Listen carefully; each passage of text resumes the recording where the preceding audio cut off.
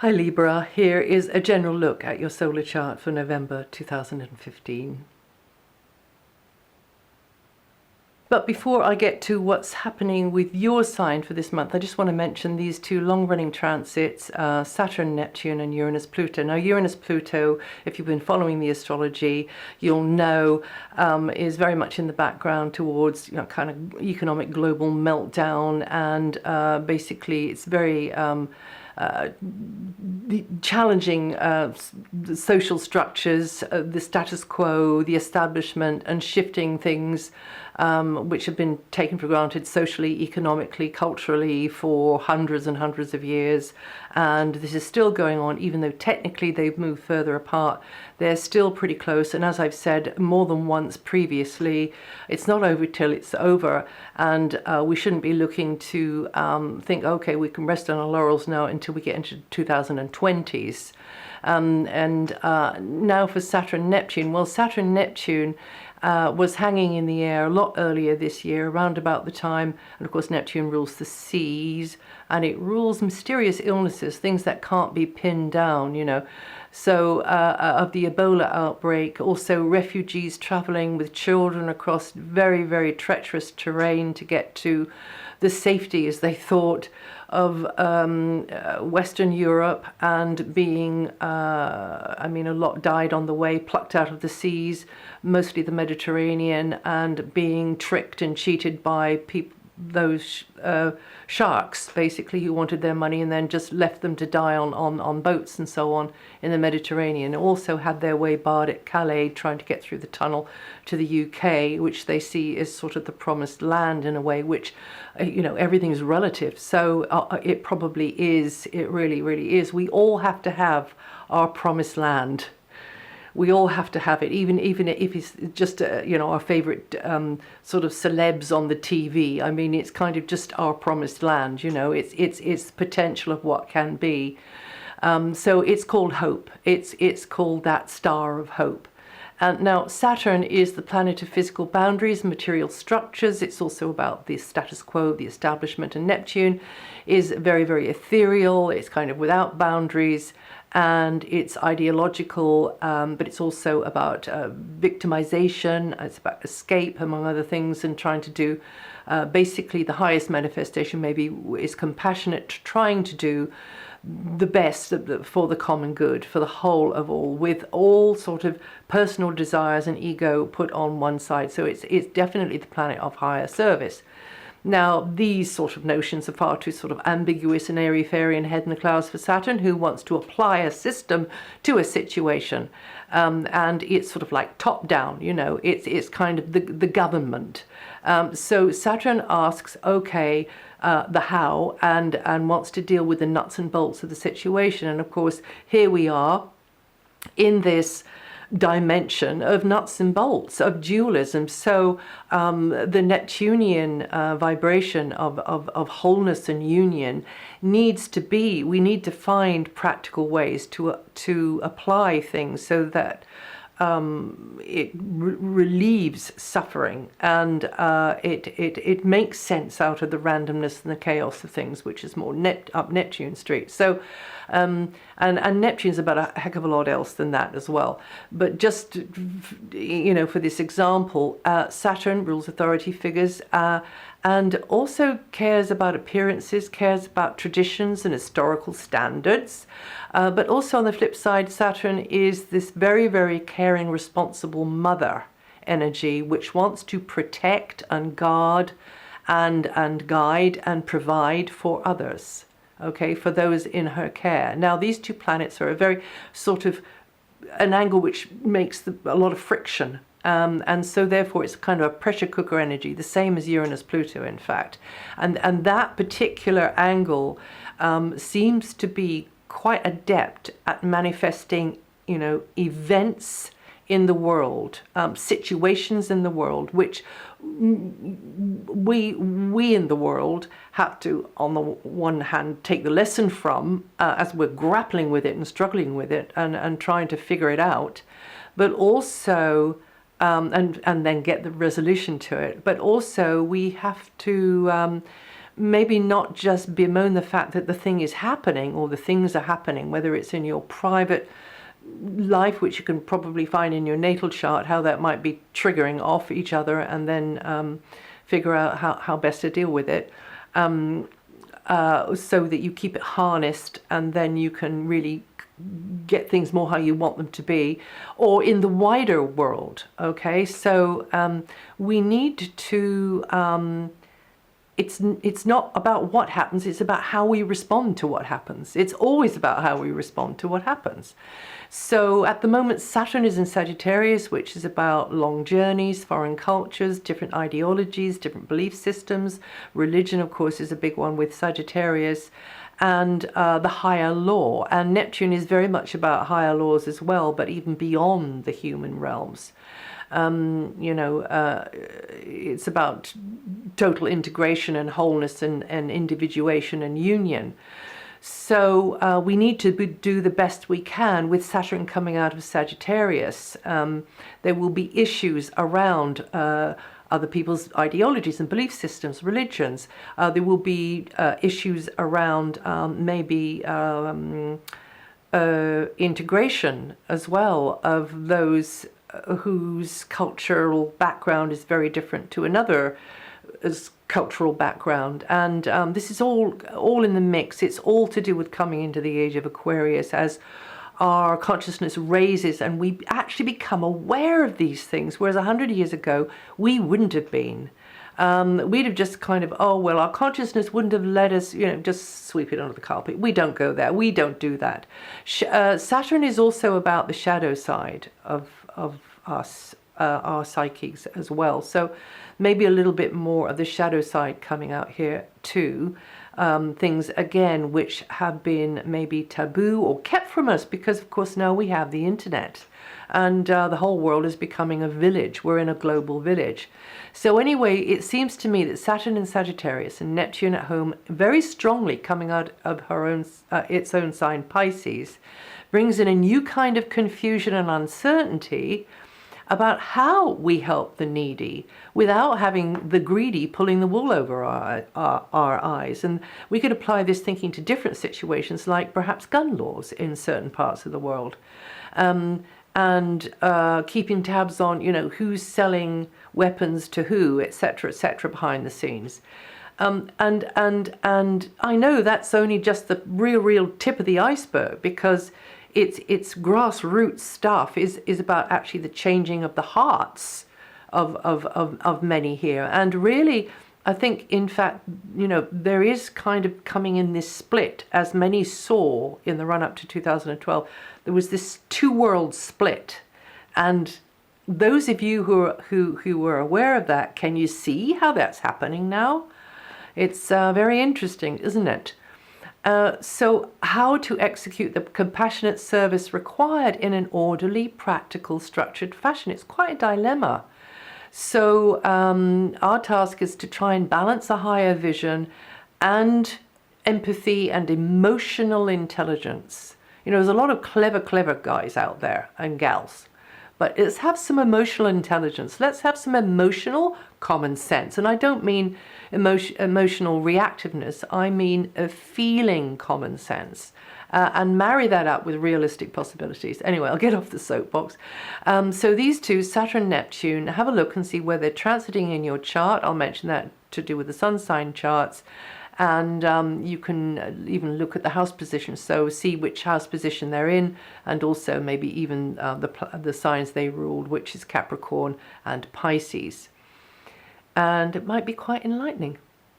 And now other news for you, Libra. Until the 23rd, the sun is in an area to do with stuff, material security, property matters, maybe possessions, equipment, maybe space that you're in or you'd like to get into. There could be more correspondence and a lot more mental focus and discussions around the piggy bank, getting organized better with finances or anything which are useful and maybe even a crucial resource, crucial resources. So and it might not strike you like that. It might be that you are figuring out, and it could be correspondence related to this or paperwork related to this, what is most worthwhile to you, what your highest priorities are, that type of thing. What you know, gauging what something is worth a little bit more. And then both the Sun and Mercury move. Mercury moves out of there into a very outgoing, chatting area, mixing and mingling, shaking hands maybe, making connections in person, over the wires maybe, learning and new stuff, sharing stuff, gathering information from round about the place. Indeed, there could be more paperwork involved here as well. And then the Sun goes in there on the 23rd, and it's really adding more power behind the Mercury conversations and discussions and chattiness of this area, where you could be, as I say, meeting and greeting, maybe moving around more and sourcing useful nuggets of information, making those very important contacts perhaps in some cases. And there could be more on your mind, a lot more on your mind, and more to get your head around. And then Venus, as the month kicks off, since October, this is in a very background area where you could be keeping your feelings to yourself a bit more about things, and just, you know, biding your time, as it were. Maybe feeling that you've got to hold back and not come forwards with how you are feeling in certain company. Also, maybe harking back to the past in some way, thinking about the past in some way, and maybe those feelings of yours aren't all together, collected together in a balanced kind of a way, putting you into the present. Or it might not be like that. It might be that you and someone are sort of like a tight little kind of team, you know, or maybe one or two, perhaps other people in your own little bubble, in your own little private little sphere. You know, it can be a little bit like that. But then from the and Mars is there as well in this very inward, introspective area, maybe meaning that you're busier in a kind of a low profile sort of way, but maybe feeling as though you haven't got the control, and that you just have to put yourself out for others in some kind of a way. More likely with Mars there, feeling a bit more self-reflective, more emotionally sensitive. Both of them move, though. Venus moves out of there on the 9th, and Mars moves out of there on the 13th. So they've been in there since October. And then both of them come into your sign. So this is almost like, you know, lift off with Mars needing to be decisive and take action about things, and Venus reaching out, feeling gregarious, feeling more open to the world, boosting your love life maybe, helping you to feel freer and more spontaneous, and to meet the world with more ease and enthusiasm, and connecting with others, sharing, this kind of feeling of sharing going on. And then being able to voice what you feel perhaps more freely as well. Mars is there. Mars gives you more stamina, means that could be a lot going on around you, the need to initiate, the need to be proactive and dynamic perhaps, you know, grab the bull by the horns, as it were. And don't run yourself ragged though, and don't overstretch yourself, which you can with Mars there. Make sure you get enough rest and relaxation, but you should go forwards perhaps quite successfully with Mars and Venus here. It's a good time to sort of make a good impression on others, because others would tend to like your style, you find something about you attractive, like to hear what you say. So this is a good time for getting a good deal, maybe in some way or other. Yes, it's a good aspect. Those two together, Barbie and Ken. Mars has got the muscle and the feistiness, and that's Ken, of course. Or maybe it's the other way around, as a matter of fact. But Mars is the ruler of your opposite sign. So, you know, again, this feeling of teaming up, partnership, togetherness, this is very much that kind of likelihood of more likely that type of thing. And of course, that is really right up your street, Libra. And then we have Saturn. Now, Saturn is in a good angle to your sun sign these days, having moved back there from Scorpio on the September the 17th. And so over this next 2 and a bit years, challenging you to work more consistently at routine type communications work. So that could be in education, that could be through media or promotional type activity. It could also be moving around, generally short journeys though.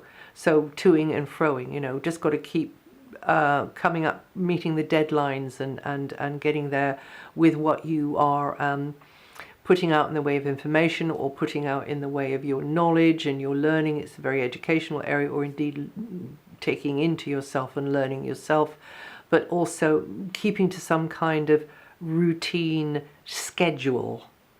Now it could be long term, it can be short term, chopping up the month or the week, or it could be chopping up the year, but it's some kind of almost set in stone routine schedule. And communications equipment or vehicles might need extra care and attention. And you can be successful, but it does mean that the key to that success is perseverance, and also successful through art and anything creatively expressive. You Librans born the 26th of September or the 1st of October with 3 to 8 degrees rising, going to feel that energy the most. Jupiter will be in your 12th house until next September, so this will be a good thing to be developing things, projects, activities, work, relationship, whatever it's about for you, behind the scenes. Healing, it's a very healing one, this one as well. So if there's things going on to do with health, yours or another's, this is a good time to get that figured out. You will learn a lot along the way though, because Jupiter is the learning through doing planet, but Jupiter does tend to stack the cards in your favor. And you could do well in a teaching type environment within, again, this little sphere, this little bubble with others over this time. And you're likely to grow into a deeper understanding by being the supporter in the background, okay? You learn a lot from that. You Librans or a rising sign Libra born the 8th to the 14th of October with 15 to 21 degrees rising, you're going to feel this energy the most this forecast period. And then Uranus, you Librans born the 9th to the 11th of October or with 16 to 18 degrees rising, going to feel that energy the most. And Pluto, the 6th to the 8th of October, or with 13 to 15 degrees rising, going to feel that energy the most. Uranus is in your opposite sign, so it can be changes affecting those opposite numbers or partners that affect then your life, and you have to be maybe on your toes there, and there could be an area of uncertainty about things. And then Pluto is in at the root of your chart, so there can be an uncertainty or a kind of transformation and a shifting energy at the root of your life to do with place on the map, family connections, neighborhood connections, community, etc. And just a quick mention, Saturn, of course, I mentioned Saturn and Neptune together. So this Neptune in your chart is in your area of work and work methods, work equipment, that type of thing. So you should be